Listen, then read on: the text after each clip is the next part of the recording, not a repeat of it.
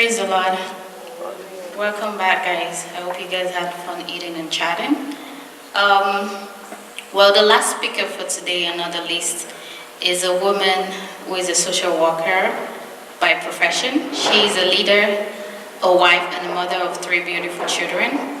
She's an epitome of a Proverbs 31 woman. Her personality and character makes her a role model to the female young adult in the church and also to our fellow women. This woman that I am introducing to you is Pastor Bimbo Oyeyinka. Please join me in welcoming Pastor Bimbo Oyeyinka.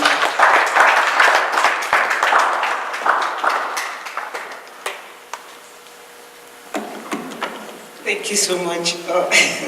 Amen. Praise the Lord. Let's say a word of prayer. Father, we thank you for your mercies. We appreciate you because there's no God like you. We say be exalted in Jesus' name. Thank you for your children that are gathered here. That we ask, Lord, that you speak to us by your Spirit. In Jesus' mighty name we have prayed. Amen. So my session is really going to be very brief because I'm mindful of the fact that we're supposed to finish at 1:30. I was just going to talk very briefly about keeping yourself holy. I'm reading from the book of Matthew, chapter 7, verse 6. It says, "Do not give what is holy to dogs, and do not throw your pearls before swine, or they will trample them under their feet, and then turn and tear you to pieces." Your body, your person, is an asset. The Bible says that we are the temple of God. And if you give what is precious to somebody else who doesn't have the legitimate right, that person will just mess it up. I'm using myself as an example. I was just saying to the other women, when I was younger, I think I was about 15 years old. I had friends. So from 13, my friends started having boyfriends. So I said to myself I was going to wait until I turned 16 before I have a boyfriend, because they were all talking about kissing and all kinds of things. So I really wanted to experience that. So I proposed in my heart after my 16th birthday. I got myself a boyfriend and I kissed. And I was like, there's no big deal about this thing. But I'm just saying that because you see what your friends are doing, the tendency for you to want to do the same thing if you don't have the proper foundation is very strong. So afterwards, they started talking about having sex. So they were all going to have sex. So I said to myself, am I going to have sex too? I wanted to. So I went to my mother and I said to my mom, I said, "Mom, when is the right time?" Oh, at 16, my mom didn't know I had a boyfriend, because if she had known, she would have beaten him out of my life. She would have, here you guys take it for granted, she would have beat that boy and the thought out of my life. So she didn't know. So it was just a secret high school thing. So at, I think about 17, I went to her, and I said, "Mom, when is the right time to have a boyfriend?" In other words, I was asking her, when is the right time to have sex? And she knew, because mothers always have this intuition, they always know. And my mom wasn't a Christian at this time. So she said, "Oh, when you get to the university." So I proposed in my heart to wait when I get to the university, then I was going to, so my friends and I used to say that we're going to paint the town red, we're all going to go to all the parties, we're going to have fun, because there's so much fun. I didn't have Christ as my foundation like many of you are fortunate to have. So that was good. Others that didn't have the conversation with their mom, including some of my siblings that didn't have the same conversation with my mom, they went on to have sex and everything. But because I had that talk with my mom, I said I was going to wait until I get to the university. So as God would have mercy on me, I got born again before I went to university. All right, so that's how God delivered me from having sex before marriage. I want to tell you that waiting until you get married, there's so much benefits when you do that. Now, you can be pressured, you want to be like other people, you want to be like your friends, because it's cool. You're having sex, you're doing what adults are doing, it's cool, or you think it's cool, or they think it's cool. But when you wait until you get married, there's so much that you're doing, there's so much benefit to it. A few of the benefits is that there's trust, because a relationship that doesn't have trust is practically dead. Now, my husband can go anywhere and I will not even think about it. I can go anywhere and my husband, it will not even cross his mind to think that I'm being unfaithful to him. Why? Because what I didn't do before marriage, there's nothing that will make me do it after marriage. And of course, Christ being the center of my life. And I want to tell you my experience. When I was in the university, I went to a university in Nigeria called University of Lagos. That university, it was like a free-for-all. I mean, men, older men would come and give girls money to take them out. There was so much pressure. What I did personally that helped me go through that pressure, I had the Bible and I made a promise to God. I wrote in my Bible that I was going to remain a virgin until I got married. So that saved me. Because every time I had a boyfriend and we wanted to say, oh, let's have sex, that I ended that relationship. Because I knew that if you really like me or love me, I should prefer, you would wait for me. And I knew that saying that you love me does not necessarily mean that you want to have sex with me. Because a lot of the things that I practice as a social worker in this country, and just recently I was talking with my client. I've known her since November of 2016. And in the how many months? December, January, February, March, April, May, June? 7 months that I've known her, she has told me that she has had 10 men that she has slept with. 10 different men. And it's not just that she's had regular sexual intercourse with them. Why? See, the moment you don't wait, there is this dissatisfaction, there's no contentment in it. So you're moving from one man to the other and she's losing self-respect, she doesn't know how to say no. The moment the guy says, I like you, the next thing is going to bed with that person. So that's one of the dangers about having sex, because there's a demon that comes upon a person, and that demon makes you hop around. I know as a pastor's wife, I counsel women that are having challenges in their marriage, and men that are having challenges in their marriages because of the inability to wait. If anybody really loves you, that person would never pressurize you into having sex. That person would wait for you. I'll give you another personal experience. When I was in university, Simi was saying that financial pressure is a reason to have sex, that some people tend to go into prostitution because of that. That is an excuse. My father died when I was young, and my mother has 9 children. So money was very scarce in our home. So it's not as if having money, I didn't have that luxury at all in any way, shape or form. But again, contentment with what you have and knowing that you have a bright future and that you can achieve anything you set out to achieve if you only make the right choices would help you. So let's not use money. I know a lot of people, I have a client who prostitutes herself and she uses that as an excuse. Right? So we can excuse behavior because we want to. Right? So when I was in university, I didn't have money at all. I was fasting on a regular basis. But still, not because I wanted to fast, but because I had to fast. You know, sometimes you go home and you go back broke. You know, my house wasn't very far. But anyways, I had this lecturer that took interest in me. A Christian man. He used to, because I just told, maybe a lecturer. He said, oh, my father is dead. So he used to just give me money. And then when I was in part 4, when I was about to graduate, he said to me, oh, he's married, but he was having problems with his marriage. He said to me, oh, I really like you. And the devil has tempted me several times to pressurize into having sex. But I know because I love God and because I love you, I didn't even mention it to you. I'm only mentioning it to you now because I know you're about to leave. So that is somebody that really loves you. Even though he was tempted, he was pressured to, he did not use it as a base. So he used to give me pocket money because I didn't have money. He used to give me pocket money. Now I had the options of going out with all the men because in our hostels at that time, you would have men that would come and your friends would say, oh, let's go out with this guy and they'll give you money. I had that option. But I also chose not to. Like if you're hungry today, does not mean you'll be hungry tomorrow if you stay focused and make the right choices. And I also have siblings who engaged in premarital sex. And one of my siblings, the husband said to her, oh, well, I have to do DNA on your child before I can accept that child as mine. So what I'm just saying, that trust issues come when you don't keep yourself. At the end of the day, usually the women get you get insults. What am I saying?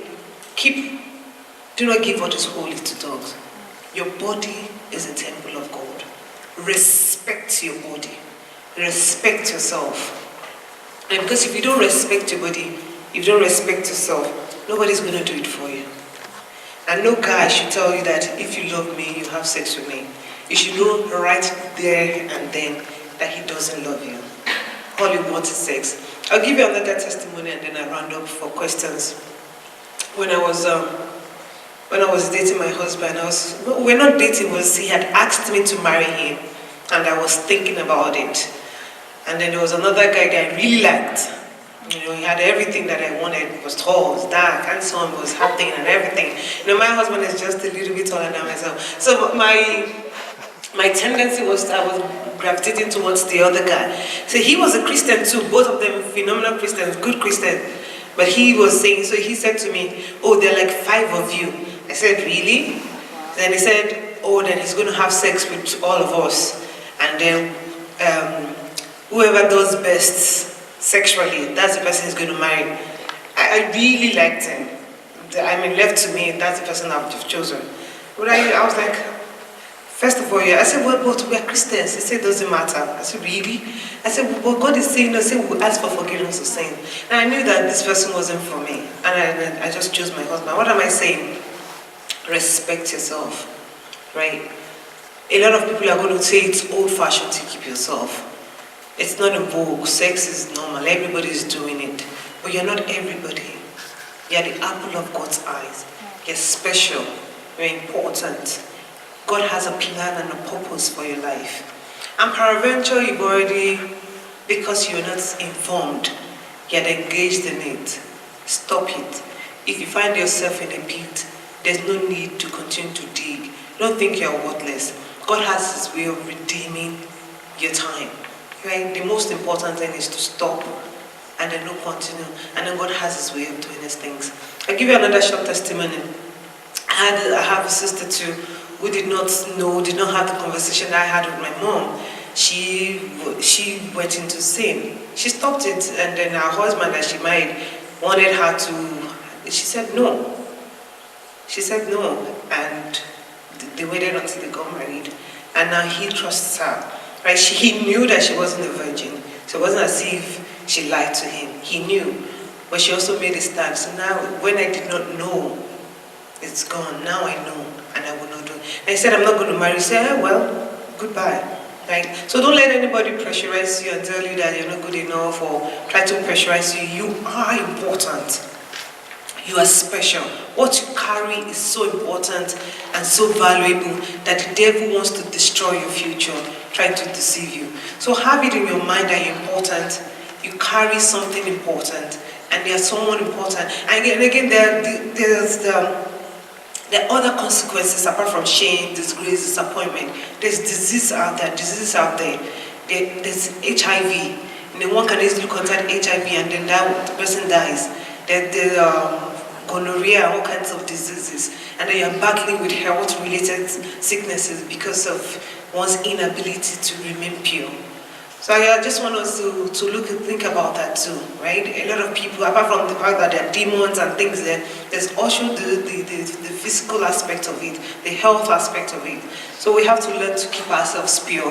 And I know that you're going to be pressured, but I also know that you've been educated and your parents are praying for you. And I know that great things will happen in your life in Jesus' name. So that's my short presentation. Do not give what is pure to dogs, because they would always trample on it and disrespect you at the end. The Lord will bless us. Amen. That's my short presentation. So questions, please.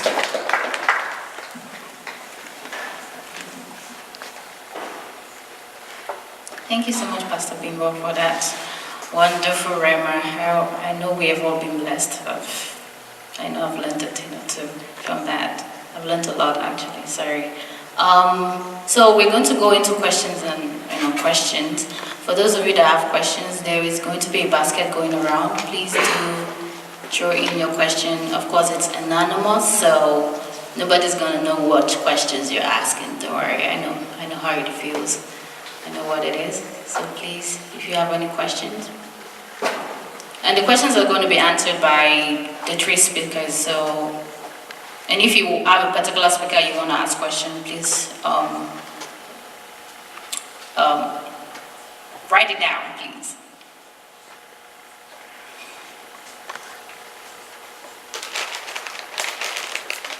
Question goes to Pastor Bimbo. You were saying something with regards to dating, and you said, oh no, we were not dating at that time. So can you explain what dating means?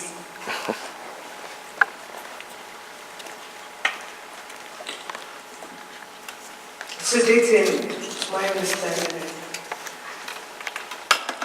as Christians, you could also consider it as courting. So it's the period where someone had asked you to be his or her life partner, and you've not yet gotten married, so you're still learning about each other.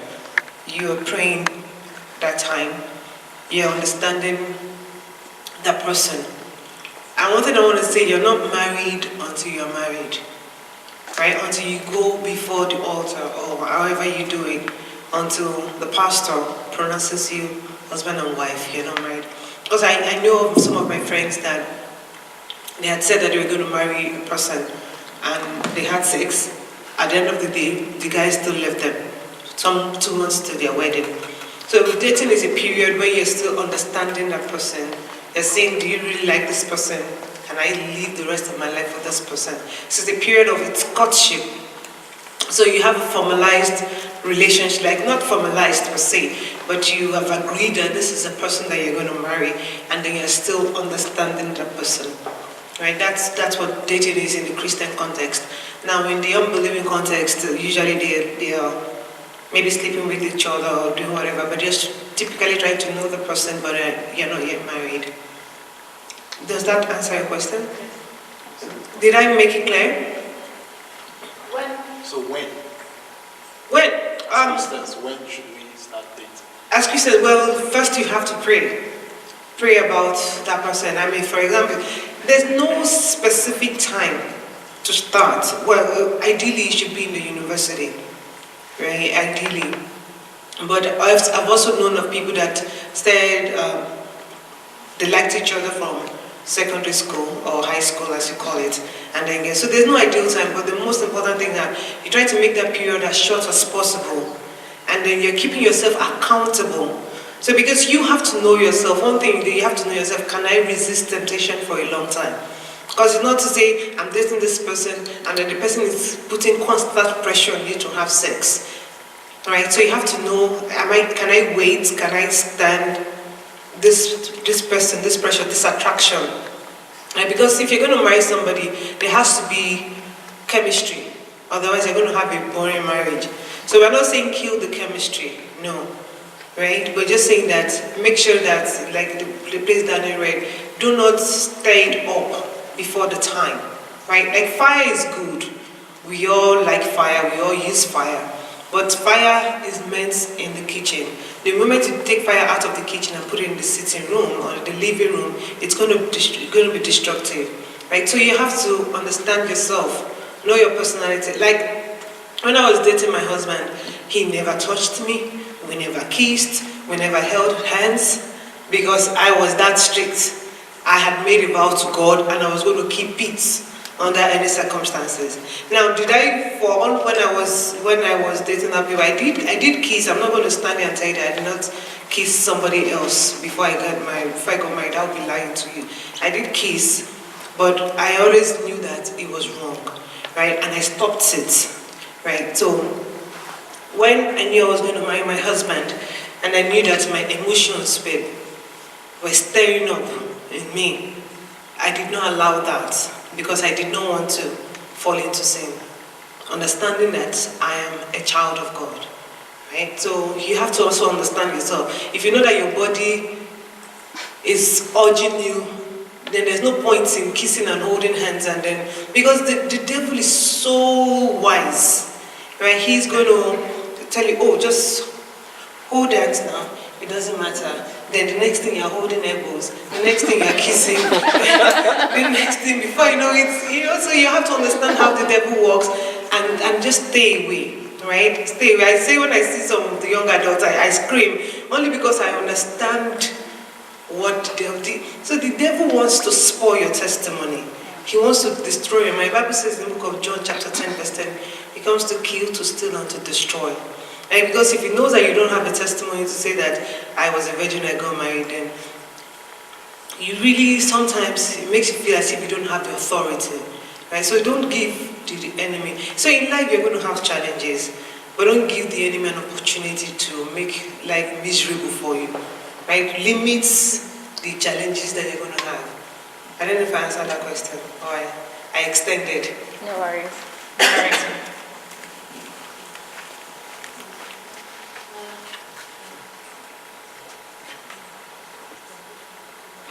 So this first question we're going to be addressing, and second question, is at what age should a parent teach their kids about sex?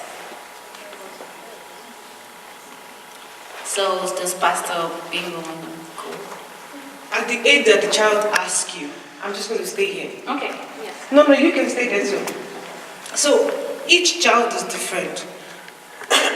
I just said to you that my mother had 9 children. I was the only one of her children. I approached her to ask her. So at the age that the child asks you, my 8-year-old has asked me about sex, and I've explained to him. So sometimes the child will ask you. That's the time you should tell the child. But typically around the age of 10, you should start just introducing, whether the child asks or not. Once that child is 10 years old, you should start just educating that child. Of course, there are stages of revelation. You're not going to go into the full-blown things. Just general idea. For example, my 8-year-old said, when can I kiss a girl? I said, when you're married, right? Because you want to keep yourself holy, because your body is important. He said, okay, mommy. Right? So I said, your revelation, you're discussing the details you get into depends on the age of the child and the knowledge of that child. Now, my daughter, for example, I've gone further because when I looked at her, I think her grade 5 book, Alive, Family Alive, that described everything. Everything was in the textbook. So I wasn't going to just give you the revelation. I told her everything there is to know, and I prayed about it, and I keep telling her that you're important. I emphasize that you're important, right? So having sex before marriage, you're only changing yourself, right? So it depends on the child and depends on what the child has been exposed to. Thank you so much, Ma. Third question would be, is masturbation a sin? I am not having sex with anyone. Yes, masturbation is a sin because it's not of God. Now, if one is masturbating, if you're old enough to get married, please go and get married. Go for deliverance, get married, and pray. So, but masturbation is sin. If you're not of the age to get married, you need to go for deliverance, and you need to change your thoughts, because before any action, your thoughts would have told you. So you need to learn to change your thoughts. You need to learn Bible passages that would help you change your thoughts. But masturbation is a sin. Okay, ma'am. So the fourth question, is related to parenting. So it's talking about why are African parents reluctant to talk to their children about sex? Well, many of the African parents were not educated. Not that they're not educated, because their parents did not tell them to. It's like a culture, but in the culture, in the context we found ourselves, we have learned to talk about it. It's not our culture, it's not in our place to talk about it. Not in our place, not in our culture doesn't allow that. But the context that we found ourselves, we have to start discussing it. Okay, so the last but not the least question. I don't know if any other person has questions have been put in the basket. So could you have sex after court marriage or other forms of marriage apart from going to the altar? Yeah, marriage is marriage, right? Marriage is not only in church. I mean, if you've been to court and you've done your families are aware, of course. But you don't expect to come and wear whites and do the procession in church. No, that's if you want to do that, then you have to wait. But if you've done court marriage and your family's aware, then of course you can go ahead. It's God God sees it as marriage. Okay, that was the last question. So is that all questions we have? Okay, well, I guess this is going to be the end of the seminar. Thank you so much, guys, for coming. God bless you, and I hope you guys were able to take a thing or two from this seminar. And well, I don't know if there's going to be a next one, but hopefully we're looking towards that. Let the Spirit lead us, right? Yes. So we're just going to do a quick prayer and just close the seminar. Heavenly Father, we just want to thank you for what we've done today. We thank you because we know that we could feel your presence here, because you said in your word that wherever two or more are gathered in your name, you are there. Father, we thank you for what you've done today. We thank you for the information that we've learned. We thank you for the impact it has made in our life. We thank you because you shall give us retentive memory to be able to remember this information, that we might take it and even teach other people about the information that we've learned, and also we might abide by the information. Lord, bless our hearts, oh God. In Jesus' name I pray. Amen.